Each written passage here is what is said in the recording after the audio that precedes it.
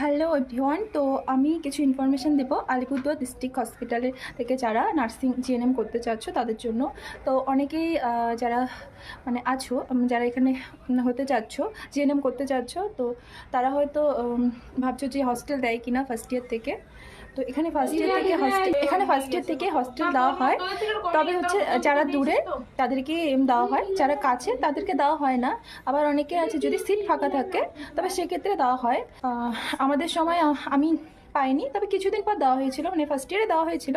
But প্রথমের দিকে যারা দূরের মেয়ে তাদেরকে দেওয়া হয়, আর যারা মানে যারা একটু কাছাকাছি তাদের পরে দিয়েছিল। আমাদের সময় আমাদের ফার্স্ট ইয়ারে দিয়েছিল, তবে আমি নিইনি, আমি ভাড়া বাড়িতেই থেকেছিলাম। তো তারপর আমি সেকেন্ড ইয়ারে হস্টেল নিই। তো এমনিতে সেকেন্ড ইয়ার থেকে হস্টেল দেওয়াই হয়, আর ফার্স্ট ইয়ারও দেওয়া হয়। যারা দূরের তাদেরকে হস্টেল দেওয়া হয়, আর যারা কাছে তাদেরকে দেওয়া হয় একটু কিছুদিন পরে দেওয়া হয়। আমাদের সময় সেটাই হয়েছিল। আর হস্টেলের খাওয়া দাওয়া, আমাদের হস্টেলের খাওয়া দাওয়া ভালোই। প্রতিদিন বলতে গেলে মাছ দেয়, কখনো কখনো ডিম দেয়, আর সপ্তাহে একদিন চিকেন। মোটামুটি খাওয়া দাওয়া সব কিছু ঠিকঠাক আছে। আর অন্য যেসব মানে রুলস, যেরকম হচ্ছে সকাল মর্নিং ডিউটিতে থাকলে সকাল 8টার মধ্যে ওখানে যেতে হবে, ওয়ার্ডে যেতে হবে, এগুলো তো সবাই জানো, সব জায়গায় একই। আর ফার্স্ট ইয়ারে তো মর্নিং ডিউটি, সেখানে কোনো ফার্স্ট ইয়ারে কোনো ইভিনিং ডিউটি নেই। আর ক্লাস তো যেতেই হবে, মানে ডিউটি করলেও ক্লাস থাকে। যদি ডিউটি থাকে সকাল 8টা থেকে 1টা পর্যন্ত ডিউটি, আর 1টা থেকে 2টো পর্যন্ত হচ্ছে লাঞ্চ টাইম।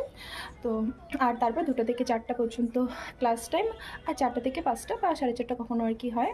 তো ওইটুকু টাইমের মধ্যে ল্যাব প্র্যাকটিস, মানে আমরা যে প্রসিডিওরগুলো শিখবো, ম্যাম যেগুলো শেখায় তো সেগুলোই প্র্যাকটিস করতে হয়। তো আশা করি তোমাদের ডাউট ক্লিয়ার হয়েছে, মানে যারা আলিপুরদুয়ার নার্সিং ট্রেনিং স্কুল সম্পর্কে জানতে চাচ্ছ তো তাদের জন্য এই ভিডিওটা।